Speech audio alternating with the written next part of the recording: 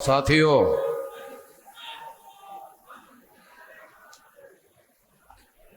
साथियों,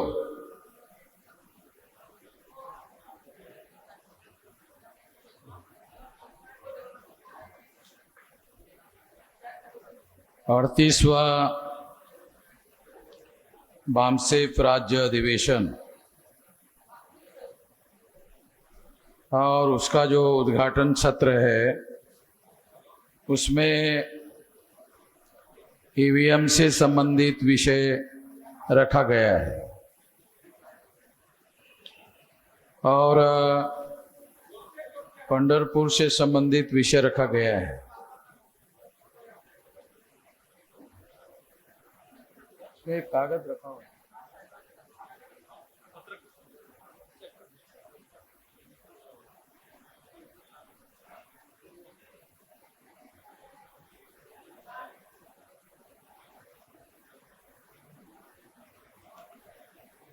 साथियों, कंक्लूडिंग के लिए, समारोह के लिए मैं आप लोगों के सामने उपस्थित हूं। साथियों,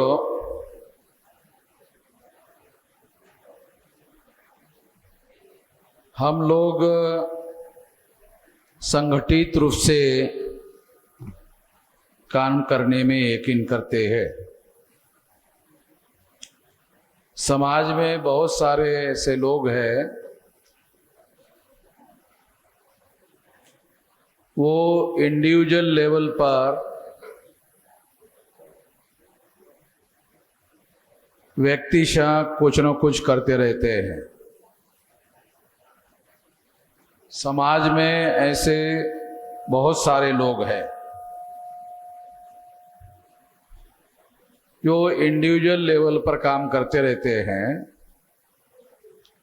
तो हम लोगों को ये समझना चाहिए कि जो परिवर्तन किए बगैर हम लोग अपनी समस्याओं का समाधान नहीं कर सकते, वो व्यवस्था परिवर्तन का काम इंडिविजुअल लेवल पर नहीं हो सकता। समाज में ऐसे बहुत सारे लोग हैं जो इंडिविजुअल लेवल पर काम करते रहते हैं। वो इंडिविजुअल लेवल पर काम करते रहने से हमारी मौलिक समस्याओं का समाधान नहीं हो सकता। ये बात आप लोगों को समझना होगा और सक्रिय रूप से काम करने वाले जो कार्यकर्ता है उन लोगों को, इंडिविजुअल लेवल पर काम करने वाले जो लोग हैं उन लोगों को समझाने का जरूर प्रयास करना चाहिए कि इंडिविजुअल लेवल पर कोई परिवर्तन होने का काम नहीं है। व्यवस्था परिवर्तन का जो काम है वो किसी जिले में नहीं है, व्यवस्था किसी एक राज्य में भी नहीं है।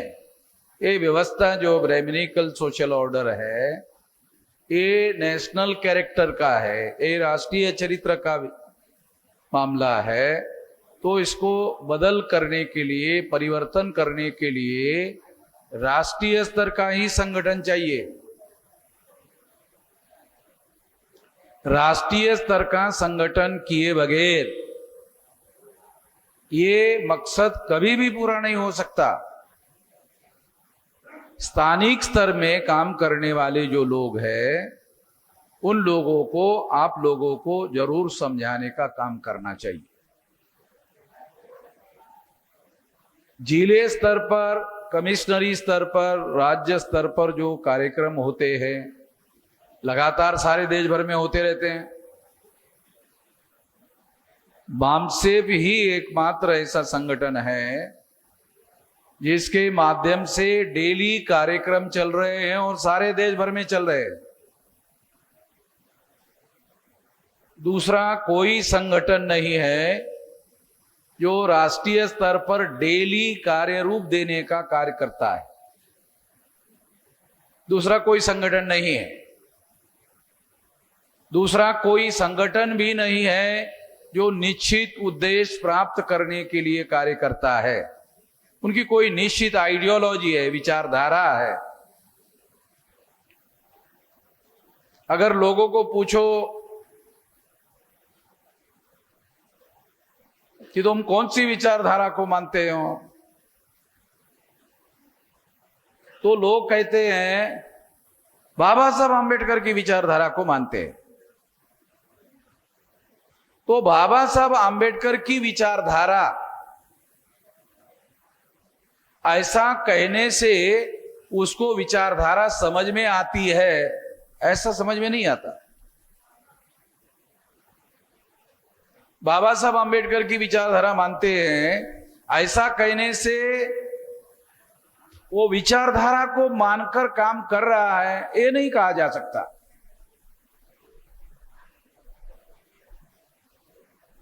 जब तक उस व्यक्ति के पास तर्क संगत जो हमारी मौलिक समस्या है उसका समाधान करने वाले सवालों के जवाब देने वाली विचारधारा उसके पास नहीं है, तब तक नहीं माना जा सकता कि वो हमारी महापुरुषों की विचारधारा को मानते हैं। मराठीमध्ये जर सांगायचं झालं तर लोक फक्त महापुरुषांचं ढोबळपणे नाव घेतात, ढोबळ। तर त्या लोकांना आपण ढोबळे म्हणू शकतो, बाकी आंबेडकरवादी नाही म्हणता येईल। ते जास्तीत जास्त ढोबळे लोक आहेत। तो ढोबळे असल्याने काही होत नाही। विचारधारा समजवण्यासाठी आम्ही 5-5 दिवसाची ट्रेनिंग कॅम्प घेतो आणि ती विचारधारा 5 दिवस पर्यंत समजावून सांगतो। नाही समजलं तर प्रश्नोत्तरामध्ये समजावून सांगतो। ये विचारधारा सुद्धा इतका विस्तारामध्ये समजून घेण्याचा प्रश्न आहे। संघटन तर फार मोठ्या प्रमाणामध्ये किचकट विषय आहे, त्यावर सुद्धा 5-5 दिवस ट्रेनिंग घेऊन लोकांना संघटन समजून सांगितलं जाते। समाजामध्ये संघटनेच्या बाबतीमध्ये एबीसीडी सुद्धा माहित नाही। फार मोठ्या प्रमाणामध्ये व्यवस्था बदलण्याचं कार्य करण्याची क्षमता ज्या संघटित शक्तीमध्ये असते, त्या संघटनेला समजून तशा प्रकारची निर्मिती संघटनेची करणे हा अत्यंत किचकट विषय आहे। परंतु ही बाब सहज समजून येऊ शकत नाही, त्यासाठी 5-5 दिवसाचा ट्रेनिंग घेऊन समजून सांगितलं जातं।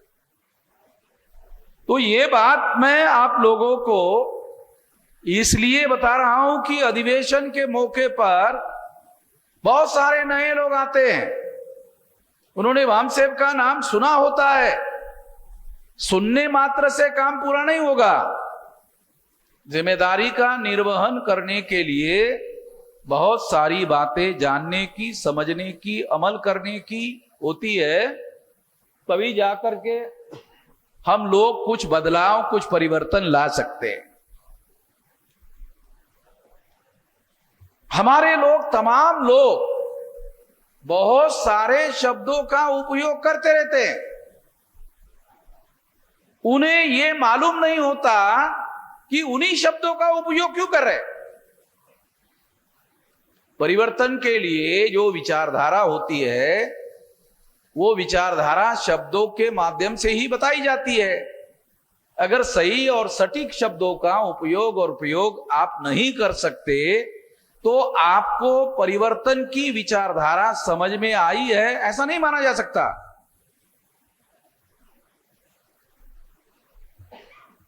बहुत सारे लोग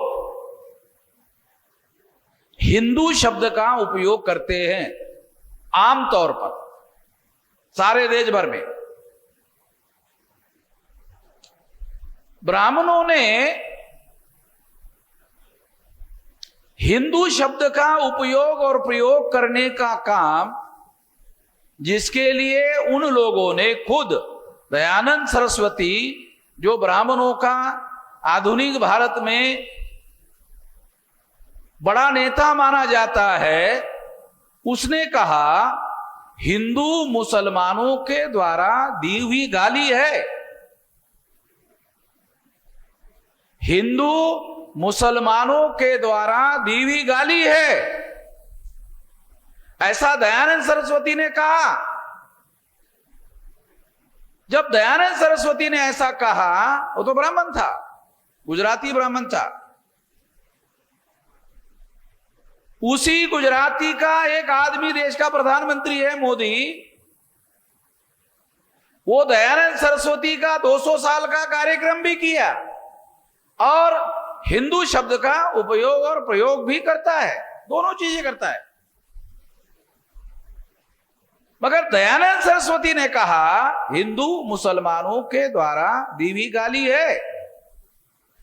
अगर हिंदू मुसलमानों के द्वारा दी हुई गाली है, ऐसा ब्राह्मण खुद कह रहा है, तो समाज में जो हमारे बहुसंख्य बहुजन लोग हैं, वो हिंदू शब्द का उपयोग और प्रयोग क्यों करते हैं? नहीं करना चाहिए। अगर गाली है और SC ST OBC Kunbi Maratha लोगों के लिए ही वो हिंदू शब्द का उपयोग और प्रयोग करते हैं और ऐसा करके हमारे लोगों को गाली देते हैं, तो हम क्यों करें? हम उस शब्द का उपयोग और प्रयोग क्यों करें? तो बहुत सारे लोग शब्दों का उपयोग और प्रयोग करते वक्त बहुत सारा सोच समझ कर करते हैं, ऐसा नहीं कहा जा सकता। मगर शब्दों का उपयोग और प्रयोग सोच समझकर किया जाना चाहिए। शब्दों से ही वाक्य बनता है, वाक्य का अर्थ होता है, अर्थ का परिणाम और प्रभाव होता है। तो शब्द ही महत्वपूर्ण है, क्योंकि लोकतंत्र में, जहां संवैधानिक लोकतंत्र है, वहां चाकू छुरी बंदूक गोली का उपयोग करने पर पाबंदी होती है। जहां पाबंदी होती है वहां शब्द को ही हथियार बनाना पड़ता है। लोकतंत्र में भी आपको हथियार जरूरी है, परिवर्तन के लिए हथियार जरूरी है, मगर लोकतंत्र में संवैधानिक मान्यता जिन हथियारों का उपयोग करने के लिए है, उसका ही आप उपयोग कर सकते हैं। इसलिए लोकतंत्र में शब्द को हथियार बनाते आना चाहिए। ये ध्यान रख करके हमको काम करना चाहिए, ये सोच विचार करके हमको काम करना चाहिए। ब्राह्मण लोग खुद जिस हिंदू शब्द को मुसलमानों के द्वारा दी हुई गाली है ऐसा कहते हैं, वही लोग सबसे ज्यादा हिंदू शब्द का उपयोग और प्रयोग कर रहे हैं। और उसके प्रभाव में आकर SC ST OBC Kunbi Maratha लोग भी अपने को हिंदू कहना शुरू कर दिए हैं और मानना शुरू कर दिए हैं। ये ब्राह्मण लोग हिंदू शब्द का सबसे ज्यादा उपयोग और प्रयोग कर रहे हैं। क्यों कर रहे हैं? ये बहुत पुरानी बात नहीं है, ये नई बात है। हिंदू शब्द का उपयोग और प्रयोग नई बात है। क्यों कर रहे हैं? उसका कारण हम लोगों को जानना जरूरी है। 1917-18 के आसपास इंग्लैंड में एडल्ट फ्रेंचाइज की चर्चा शुरू हुई। एडल्ट फ्रेंचाइज का मतलब है प्रौढ़ मताधिकार। हर 21 साल के व्यक्ति को वोट का अधिकार होना चाहिए। ये चर्चा इंग्लैंड में शुरू हुई और जब ये चर्चा शुरू हुई तो भारत, चूंकि ब्रिटिश इंडिया था, केवल इंडिया नहीं था, ब्रिटिश इंडिया था। ब्रिटिश इंडिया का मतलब है ब्रिटेन लोगों के अधीन में, अंग्रेजों के अधीन में जो भारत था उसको ब्रिटिश इंडिया कहते हैं। तो ब्रिटिश इंडिया के जो ब्राह्मण थे उन्होंने सोचा कि अगर ऐसा है तो जो उनका मौलिक धर्म है, उनका नाम है वो ब्राह्मण धर्म है। ब्राह्मणों का जो मौलिक धर्म है वो ब्राह्मण धर्म है। ब्राह्मण धर्म क्या है? जो मनुष्यों को विभाजित करने का वर्ण व्यवस्था में काम करता है, ब्राह्मण क्षत्रिय वैश्य शूद्र। तो ये जो विभाजन है ये मौलिक कारण है उसको ब्राह्मण धर्म कहने का। और इस विभाजन ने क्या किया? ये विभाजन ने क्या किया? सबके सर पर ब्राह्मणों को बिठाया, ये सबसे ऊपर होता है। तो ब्राह्मणों के लिए सबसे ज्यादा प्रिय वर्ण व्यवस्था क्यों है? क्यों? क्योंकि ये ब्राह्मणों को सबके सर पर बिठाती है। इसी वर्ण व्यवस्था की वजह से जाति व्यवस्था का निर्माण हुआ और 6000 जाति के टुकड़ों में समाज और लोगों को बांटा। 6000 जाति के टुकड़ों में हम लोग बटे हुए नहीं हैं, हम बांटे हुए हैं। बटे हुए का मतलब है हम खुद ही बट गए, तो हम जिम्मेदार नहीं हैं। उन लोगों ने हमें बांटा, उन लोगों ने हमें बांटा, तो हम बटे हुए नहीं हैं, बांटे हुए लोग हैं। उसके बाद अस्पृश्यता है, आदिवासियों का सेग्रीगेशन है जंगलों में रहने के लिए, महिलाओं की दास्ता है, गुलामी है, शूद्रत्व ओबीसी के ऊपर थोपा गया है, अछूत लोग शूद्र नहीं है, अछूत लोग चातुर्वर्ण व्यवस्था के बाहर के लोग हैं। चातुर्वर्ण व्यवस्था में जो चौथा वर्ण है शूद्र है, वो शूद्र वर्ण पिछड़े वर्ग ओबीसी के लिए प्रयुक्त किया जाता है। ये भी बहुसंख्य हमारे पढ़े लिखे लोग हैं, उनको समझ में नहीं आता। बहुत सारे शेड्यूल कास्ट के लोगों को मैंने सुना, वो शेड्यूल कास्ट को ही शूद्र कहते हैं। शेड्यूल कास्ट अछूत है और वर्ण व्यवस्था के बाहर है। बाबा साहब अंबेडकर ने उनको आउटकास्ट नाम दिया था अंग्रेजी में। आउटकास्ट, आउटकास्ट का मतलब है वर्ण बाह्य। तो पढ़े लिखे लोगों को विचारधारा की समझ ना होने की वजह से ये सारी बातें होती है। जिसको विचारधारा की समझ होती है उनको ये माइक्रो अंडरस्टैंडिंग होता है, और जिनके पास माइक्रो अंडरस्टैंडिंग होता है वही परिवर्तन कर सकते हैं। उनके पास विचारधारा की समझ है ऐसा कहा जा सकता है। जिनके पास माइक्रो अंडरस्टैंडिंग है वो सही तरीके से शब्दों का उपयोग और उपयोग करते हैं, सही तरीके की विचारधारा सटीक तरीके से लोगों को बताते हैं, तो बदलाव होता है। ये बात हम लोगों को जानना और समझना जरूरी है कि ब्राह्मण लोगों ने हिंदू धर्म या हिंदू शब्द का प्रचलन ज्यादा क्यों किया। लोकतंत्र में एडल्ट फ्रेंचाइज जो संकल्पना 1917-18 के आसपास आई, उस समय ब्राह्मणों ने यह सोचा कि अगर हम ब्राह्मण शब्द का ही उपयोग और प्रयोग करने पर ज्यादा महत्व देते हैं तो ब्राह्मण लोग 3.5% में निपट जाएंगे। निपट जाएंगे, समझ में आता है? ये 3.5% जो ब्राह्मण है, ये ब्राह्मण शब्द से 3.5% में निपट जाएंगे।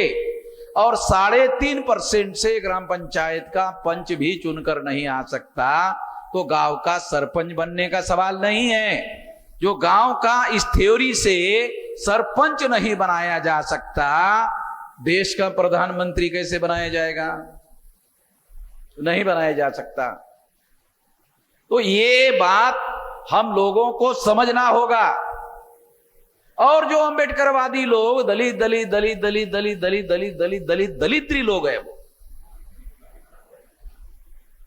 वो जो दलित दलित दलित कितनी संख्या है ऑल इंडिया में? 15%। 15% से क्या आपका एमएलए चुनकर आ सकता है? क्या आपका एमपी चुनकर आ सकता है? जब आपका एमएलए चुनकर नहीं आ सकता, आपका एमपी चुनकर नहीं आ सकता, और आपको 272 सीटें फिर कहां से मिलेगी? जब 172 सीटें नहीं मिलेगी तो फिर आपका राज कैसे आ सकता? अरे आपकी एक सीट नहीं आ सकती, ऐसा आप सोचते रहते हो। आपका सोच ही आपका जीत और पराजय निश्चित करता है। तो आपका सोच ऐसा होना चाहिए जिससे आपका विजय भाव पैदा हो सके अपने अंदर और दूसरे के अंदर। जो लोग हमें ऐसा कहते रहते हैं कि आप 85% की बात करते रहते हो, तो हम पागल लोग थोड़ी है 85% की बात करते हैं। ये विचारधारा के आधार पर बात करते हैं। ये हम लोगों को लगा इसलिए नहीं कहते हैं। शेड्यूल कास्ट के लोग 15%, शेड्यूल ट्राइब के लोग 7.5%, ओबीसी के लोग 52%। ये गिनती करो तो शेड्यूल कास्ट, शेड्यूल ट्राइब 22.5%, 52%, 22.5 और 52 74.5%। माइनॉरिटी मिलाओ, अगर माइनॉरिटी आप मिलाओ तो ये 85-90% हो जाता है। तो हम गधे लोग नहीं है वे, अगर ये सोचे समझे 85 कह रहे हैं। हम लोगों को अकल नहीं है, हम लोगों को समझ में नहीं आता, इस वजह से ऐसा कह रहे हैं। ऐसा नहीं है। ये जो लोग मैंने आपको बताया SC ST OBC माइनॉरिटी, ये लोग victims of the social system है। ये व्यवस्था के पीड़ित लोग हैं। इनको परिवर्तन की जरूरत है। जिनको परिवर्तन की जरूरत है उनको जगाना चाहिए, उनको जोड़ना चाहिए, उनको इकट्ठा करना चाहिए। तब वो परिवर्तन के लिए अपनी शक्ति का उपयोग और प्रयोग कर सकते हैं। ये समझ हो, समझ ही नहीं है। करना वो दूर की बात, ऐसी समझ ही नहीं है। आपके दिमाग में ही नहीं है तो आपके व्यवहार में कहां से आएगा?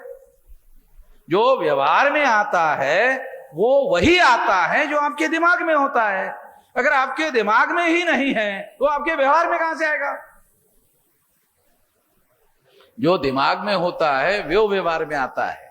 जो दिमाग में नहीं होता है वो व्यवहार में कभी किसी के इंसान में नहीं आता है। मनुष्य जो सोचता है वही उसके आचरण में आता है। जब हम दलित दलित दलित दलित, तो ये थ्योरी दरिद्री और दलितर बनाने वाली थ्योरी है। इसलिए इसमें बदलाव करने की बात खुद 1942 में बाबा साहब अम्बेडकर ने कही। उन्होंने कहा कि अब जल्दी ही आजादी मिलने वाली है, देश में लोकतंत्र आने वाला है, लोकतंत्र में चुनाव जीतना होगा। केवल अपने ही वोट के आधार पर हम चुनाव नहीं जीत सकते हैं, हमें अपने जैसे दुखी और पीड़ित लोगों को साथ में लेना होगा। ये तो 1942 में बाबा साहब अम्बेडकर ने खुद कहा। इसका रिकॉर्ड आपको 46 तक बाबा साहब ऐसा कह रहे हैं हमारे लोगों को, क्योंकि उन्होंने शेड्यूल कास्ट फेडरेशन नाम का संगठन बनाया था। शेड्यूल कास्ट फेडरेशन नाम का संगठन बनाया था तो शेड्यूल कास्ट के लोग आते थे, तो शेड्यूल कास्ट के मंच पर शेड्यूल कास्ट के लोगों को ये कह रहे थे कि इतने से काम नहीं चलेगा, इतनी बार से सफलता नहीं मिलने वाली। तो हमारे अंदर जय जयकार करने वाले बहुत लोग पैदा हो गए हैं, और वो जय जयकार भी एक मर्यादा में करते हैं, उसके बाद वो भी थक जाते हैं, क्योंकि जय जयकार से कुछ होता ही नहीं है। जय जयकार से कुछ नहीं होता। परिवर्तन एक संगठित शक्ति के द्वारा विचार पूर्वक की जाने वाली प्रक्रिया है, तब होता है, ऐसा नहीं होता। तो इसीलिए इस देश में परिवर्तन करना है तो हम लोगों को निश्चित रूप से काम करना होगा, और इसके लिए हम लोगों को निश्चित शब्दों का प्रयोग करना होगा। बहुत सारे हमारे SC ST OBC के जो पढ़े लिखे लोग हैं वो ब्राह्मण शब्द का उपयोग करने के लिए डरते, ब्राह्मण शब्द का उपयोग करने के लिए डरते, वो ब्राह्मण शब्द का उपयोग करने के लिए डरते हैं, और उस शब्द के लिए उन्होंने नया शब्द बनाया अभिजन। कितने लोगों को समझ में आता अभिजन? आता है अभिजन? अगर अभिजन अभिजन अभिजन समाज में जाके बोलो, क्या बोल रहा है ये, क्या बोल रहा है अभिजन? किसी को समझ में नहीं आएगा अभिजन।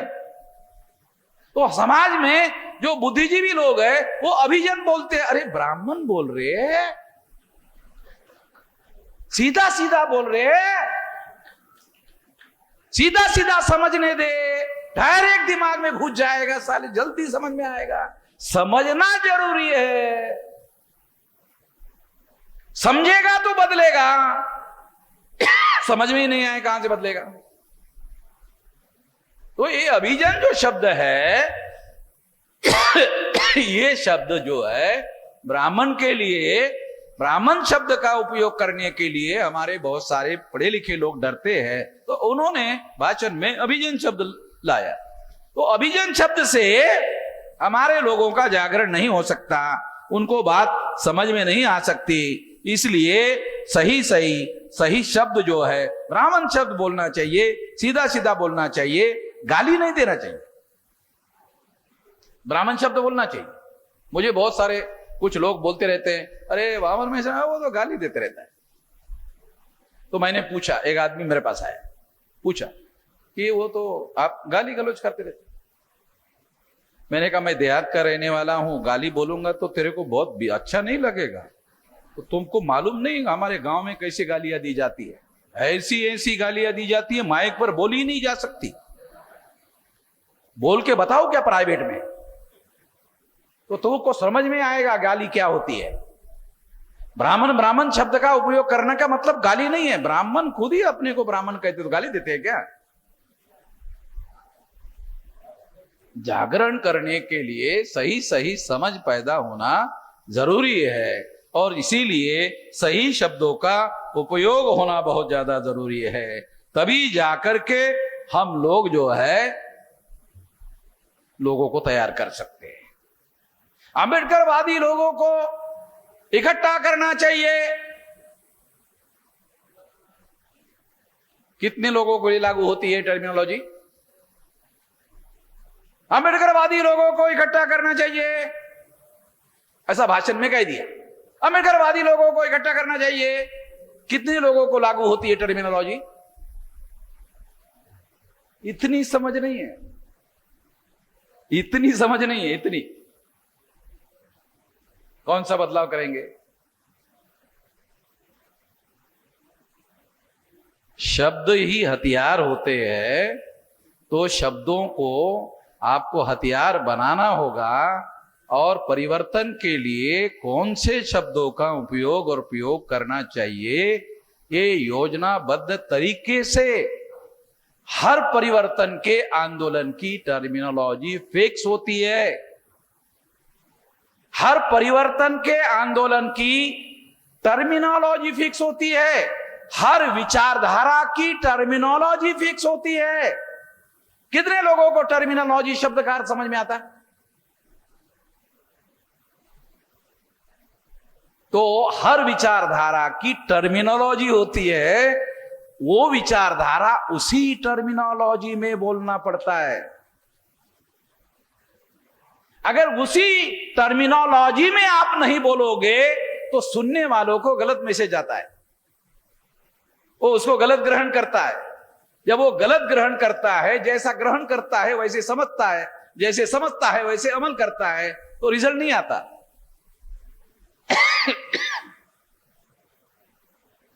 इसलिए हम लोगों ने प्रचलन में बहुजन शब्द लाया है, समझ रहे ना? हमने प्रचलन में बहुजन शब्द लाया। ये बहुजन शब्द भी भ्रांति पैदा ना करे इसलिए, और कहते बहुजन यानी कौन? SC ST OBC minority. अरे बस खत्म, यहां भाई कंफ्यूजन नहीं, क्लियर।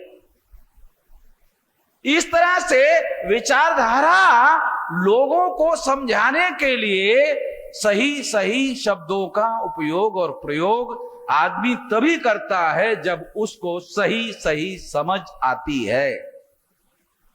परिवर्तन के लिए चाकू छुरी बंदूक गोली का उपयोग नहीं हो सकता लोकतंत्र में और संवैधानिक लोकतंत्र में। इसलिए शब्द ही आपके पास हथियार है। शब्दों का ही उपयोग और प्रयोग करने का हुनर डेवलप करना होगा, और ये कुछ हद तक ये तपस्या करने का काम है। तो आप बोलेंगे फिर तो हिमालय में जाना पड़ेगा। अब हिमालय में जाने की क्या जरूरत है तपस्या करने के लिए? तो भाषा की समझना जरूरी है, भाषा का अध्ययन अभ्यास होना जरूरी है। नहीं तो अभी ये नागपुर से आया, नहीं तो इंदौरा में भी लोग भाषा बोलते, अरे बिचा बिचा कौन बोलते थे? हिंदी और मराठी का मिक्सचर एक नया लैंग्वेज पैदा किया। बीच बीच में क्यों बोलते हो? उन्होंने हिंदी और मराठी का एक मिक्सचर तैयार किया। बिचा बिचा कौन बोलते थे? है? ये तमाम लोग सुनते रहते हैं, उन्होंने कभी ध्यान नहीं दिया होगा। मैं भाषा का केयरफुली अध्ययन करता हूं, अभ्यास करता हूं, तो मुझे समझ में आता है भाषा का अध्ययन करना जरूरी है। तो परिवर्तन के लिए भाषा पर हम लोगों को ध्यान देना चाहिए और ध्यान देकर के हमको काम करना चाहिए।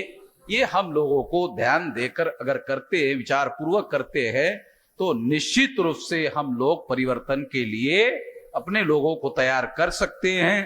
इस मौके पर मैं इतना ही कहना चाहता हूं, ये ध्यान रखना, आप लोग विचार पूर्वक इस काम को करेंगे, योजना बनाकर काम करेंगे, सोच समझकर काम करेंगे, इतना ही इस मौके पर कहना चाहता हूं।